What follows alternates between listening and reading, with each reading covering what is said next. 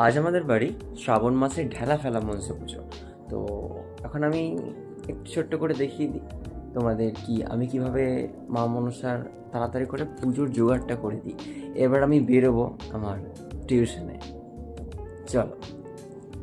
প্রথমে একটা পুষ্পপত্রে তেল হলুদ গোলা, তেল সিঁদুর গোলা, চন্দন গোলা, যেগুলো ঠাকুরকে দিতে কাজে লাগে। এরপরে মায়ের জন্য চিলি, শাঁখা পোলা, নোয়া কর, মা মনসার সোলার চাঁদমালা, দুটো কলা আর কিছু ফুল টুল দিয়ে আমি জোগাড় করে রেখে যাচ্ছি।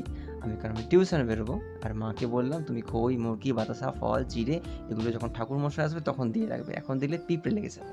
তো আমি মোটামুটি এগুলো করে দিয়ে বেরিয়ে যাচ্ছি সকাল 7:30টায়। বাকিটা মা করে নেবে। আর এই যে চাল বাটা, এই চাল দিয়ে বেটে আমাদের আলপনা দিতে হয়। এই যে আমাদের স্নিজ বৃক্ষে মা মনসার পুজো।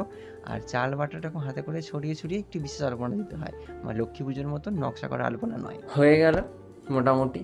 এবারে যদি আমি আসার আগে ঠাকুরমশাই চলে আসে তাহলে পুজো হয়ে যাবে, আর না হলে আমি তো এসে যাব। Bye bye.